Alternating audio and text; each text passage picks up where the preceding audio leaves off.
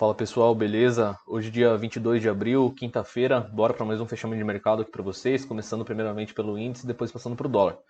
Bom, galera, antes da gente começar aqui, eu acho importante a gente até passar aqui para um outro layout, onde eu não utilizo nada, para a gente conseguir fazer uma análise crua, apenas utilizando o Price Action, tá? Logo no começo da manhã, o que, que o índice fez? Se a gente pegar aqui o dia anterior, a gente percebe nitidamente que o índice ele estava trabalhando aqui em uma barreira, tá? De troca de polaridade, aqui era fundo, fundo, fundo, topo, topo, certo? E hoje, basicamente, quando o índice ele abriu, ele logo sentiu aqui essa região de resistência prévia, deixou uma sombra para baixo, né, nesse primeiro candle, que significa o quê? Força compradora, e logo na sequência ele ativou, tá? Aqui a continuidade do movimento de alta e ativou basicamente o espelhamento, né? Que é algo que eu sempre comento com vocês, do movimento em V. Ou seja, ele tinha caído reto, utilizando o gap como referência, ele rompeu a resistência anterior. Logo, quem trabalha com esse cenário pode pegar essa amplitude inteira aqui embaixo e projetar para cima, perfeito?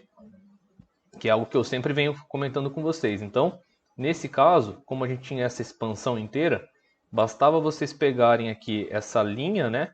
Essa caixa, que é o termo que eu utilizo aí com vocês, tá? Para ter pego essa caixinha, copiado, colado e jogado para cima. Tá? A gente percebe que o índice cravou alvo, tá? Ele veio exatamente aqui no alvo. Em confluência com isso, aí seria interessante a gente olhar para algumas outras coisas também. Como, por exemplo, se a gente der um zoom out aqui, a gente percebe que essa região de topo era uma região de trava, né, de alguns dias atrás. Como, por exemplo, vamos pegar aqui essa região como um todo. Ó, topo aqui do dia anterior. Ó, aqui, olha essa região de enrosco. Olha esse topo isolado. Então aqui a gente percebe várias regiões, tá, de trava nos preços em períodos passados que acabaram impactando os preços no dia de hoje também em confluência, tá? Com o alvo projetado aqui de Fibonacci, beleza? Aí se a gente joga um Fibonacci aqui, dessa amplitude inteira, a gente percebe que aqui foi a região também de 50%, tá? Logo, região de 50% e de 61%, normalmente o preço faz o quê? Acaba dando aquela segurada. Então, além de vocês utilizarem indicadores, é importante vocês saberem fazer uma boa leitura da movimentação do preço, tá? Aí, se a gente passar aqui, né, para o layout dos indicadores, a gente percebe que tem a VWAP semanal aqui em cima, né? O mercado deixou sombra bem significante aqui em cima, logo ativou aqui um espelhamento para baixo, perdeu essa mínima e aí caracterizou uma possibilidade de venda. Ah, Adriano, mas aqui o seu indicador está sinalizando compra, porque está verde. Por isso que eu falo, não adianta ficar enviesado apenas com uma única leitura, né, galera? Porque aqui o gráfico de 5, as médias ainda estavam ascendentes, mas se a gente mudar para o gráfico de 2 minutos, que é o gráfico que eu gosto de operar também, olha a estrutura que o gráfico de 2 minutos já tinha formado. Aqui ele ativou a venda, tá? Aqui ele ativou venda. Então, pelo 2 minutos, você conseguiria pegar uma bela de uma venda exatamente aqui, ó, nesse candle. Tá? Pelos 5 minutos, isso não ficou 100% claro, beleza? Então, por isso que eu gosto de operar o 2 minutos, porque às vezes as microestruturas do 2 antecipa, né, e filtra algumas possibilidades dos 5 minutos. Então, quem trabalhou com esse trade aqui de venda, poderia ter pego também essa expansão de Fibo, né, essa projeção daqui de cima, com esse fundo e veio trabalhando essas possibilidades de alvos, ó, tá vendo? Olha lá. Então, daqui da entrada, pelo 2 minutos até o terceiro alvo, o mercado chegou a cair 650 pontos. Logo depois que ele caiu e concluiu essa exaustão de movimento, pelo fato de ter afastado muito das médias móveis, ele furou essa zona de suporte que a gente tinha aqui previamente, né? Do dia anterior. E logo na sequência ele armou o quê? Um padrão de reversão, chamado estrela da manhã, né? Numa região de exaustão. Aqui caracterizou uma possibilidade de entrada. Beleza? E olha o que o mercado fez. Entrou fluxo comprador e arregaçou para cima. Um ponto interessante a ser notado é que esse movimento de fluxo não estava previsto, tá? Isso daqui foi, na verdade, algum player, né, que fez essa movimentação. Até se vocês olharem lá No Times in Trade vocês vão ver qual player que acabou fazendo isso. Eles fizeram numa posição muito grande e inverteram a mão. Tá? Então eles basicamente mexeram, manipularam aí o mercado. Então entrou um fluxo muito absurdo de compra, vocês percebem que simplesmente ignorou aqui a inversão das médias móveis, ignorou a VWAP e acabou travando de novo, né, aqui na região da VWAP semanal, fazendo o quê? Fazendo um topo menor que o topo anterior. Beleza? Então aqui a gente tem um fundo bem definido e dois topos menores. E aí, obviamente, o mercado fez aqui um preço de fechamento de reversão, longe das médias móveis, o mercado retomou o movimento. Aqui é interessante a gente notar, tá? Vou até apagar isso daqui para vocês verem melhor, que o mercado ele fez esse movimento corretivo e se a gente pegar essa máxima com essa mínima, a gente percebe que o mercado veio para a região do 61.8, que é algo que eu sempre comento com vocês, né? Ó, 61.8 dessa alta aqui, tá? Ó. Então ele corrigiu no 61, gerou trava no 61, tá? Não passou, e aí ele retomou o movimento de alta de novo. Só que o que aconteceu, galera, quando ele fez isso daqui, ó? Quando ele fez isso daqui, ele também travou no 61.8, só que dessa vez dessa queda, tá? Se a gente pegar essa queda aqui, ele travou exatamente no 61.8. Aqui também estavam passando uma média de 200, né, nos 5 minutos, que não está plotado aqui na minha tela agora. Fez um padrão de preço de fechamento de reversão.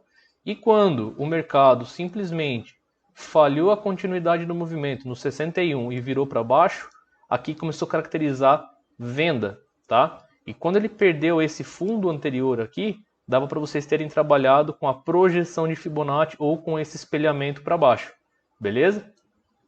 E além de que, quando o mercado perdeu esse fundo aqui, tá? Como vocês tinham aqui basicamente, ó, esse topo e esse topo e esse fundo, você poderia trabalhar com uma LTB, certo?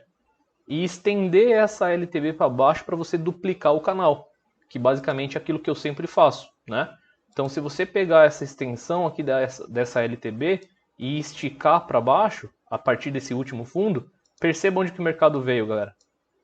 Ó, se você pega a LTB e simplesmente projeta, né, estica ela para baixo no último fundo, olha, depois que o mercado realmente fez a correção, né, chegou a cair basicamente 1000 pontos reto aí, olha onde que ele bateu.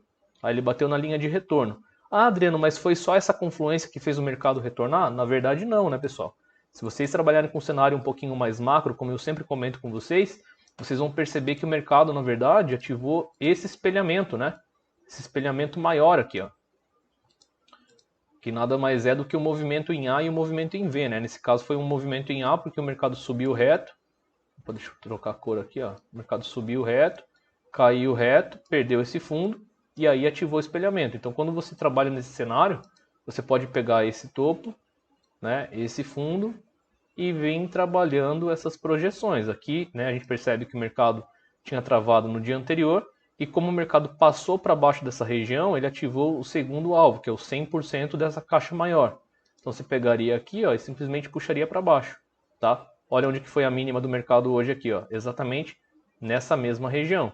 Então aqui, na verdade, existia uma confluência, tá, de alvos e por isso que o mercado acabou segurando bastante aqui, beleza? Então esse aqui é um cenário um pouquinho mais macro. Quem não está habituado a olhar o macro, fica olhando só o micro, não entende certas coisas, né? E aí quando o mercado cravou esse cenário aqui, o que aconteceu?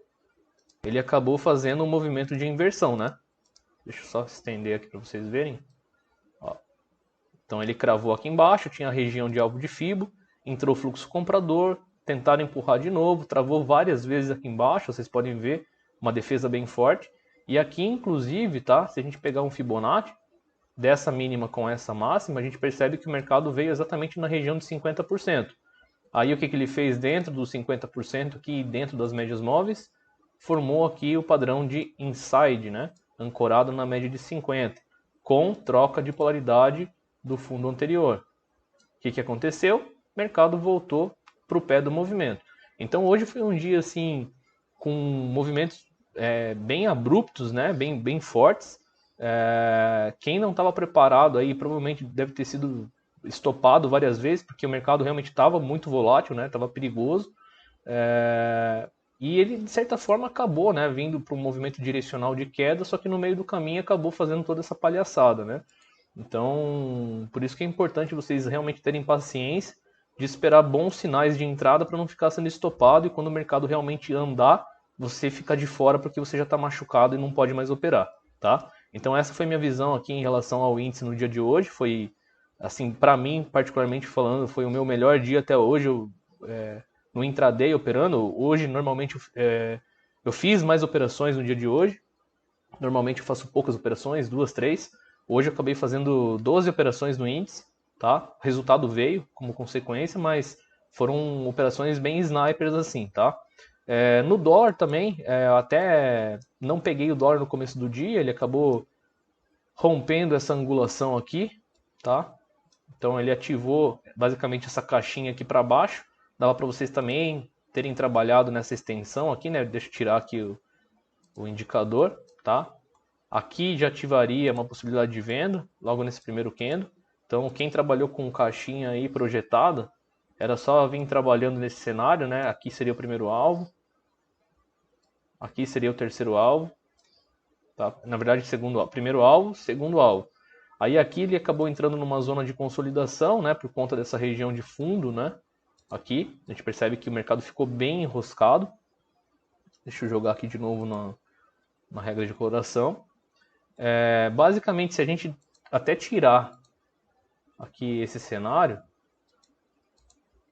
ou se vocês olharem principalmente por um time frame maior, aqui na verdade o dólar ele acabou fazendo uma estrutura de um power breakout, né, galera? Vou colocar aqui para vocês verem. Ó. Por quê? Porque ele deu a ignição, as médias estavam afastadas. Ele lateralizou, as médias ancoraram. E aí depois houve a continuidade no movimento, né? Se a gente passa aqui, por exemplo, para 15 minutos, fica um pouquinho melhor de vocês verem. O mercado afastou, lateralizou, as médias ancoraram, o mercado andou de novo. Então, que é o padrão basicamente de Power Breakout, né? Que ele desce, lateraliza, a média móvel que vem até o preço, a hora que ancora, o mercado dá continuidade no movimento principal, né? E nesse caso aqui, faz a lateralização, que foi basicamente o que aconteceu aqui, pelo 15 minutos ou até mesmo pelo 10 minutos fica mais visível, né? Eu tentei, na verdade, operar o dólar, fiz algumas tentativas de venda nele, só que todas as vendas eu cheguei a me proteger cedo demais, o mercado ia lá e me tirava. E aí, na última venda que eu tentei pegar, eu protegi ali, o mercado me tirou com um pequeno gain, e nessa venda aqui, tá, eu já estava de fora, acabei optando por não fazer mais nada. E aqui exatamente que o dólar andou, tá? Ele chegou a andar 30 pontos em 2 candles aqui reto. E aí ele fez de novo uma estrutura aqui de uma lateralização, tá? Pelo 5, ancorado pelas médias. A gente percebe que as médias estão bem direcionais aqui, estão bem fortes para baixo, né? Quem operou ancoragem de média virando para baixo com candle de ignição, provavelmente deve ter se dado muito bem no dia de hoje, né? No dólar. Então ele gerou algumas estruturas interessantes para poder operar logo no começo do dia, né? Essas estruturas aqui de pivô, de continuidade de movimento para baixo. Por quê? Porque aqui na microestrutura do 2 ele já tinha feito uma inversão, só que ele falhou a continuidade do movimento, até mesmo porque aqui era uma região de troca de polaridade, né? Então o que aconteceu? Depois que o dólar rompeu essa estrutura para baixo, aqui era um suporte, certo? Depois que o dólar rompeu o suporte, essa região se tornou o quê? Uma resistência. Então quando o dólar travou na resistência e virou para baixo, pivotou, ativou a continuidade do movimento, tá? Então, hoje infelizmente não consegui fazer uma grana boa no dólar, mas o índice acabou compensando aí no dia de hoje, beleza? Então essa foi a visão aí técnica do dia de hoje, espero que vocês tenham gostado, vamos para cima e a game porra!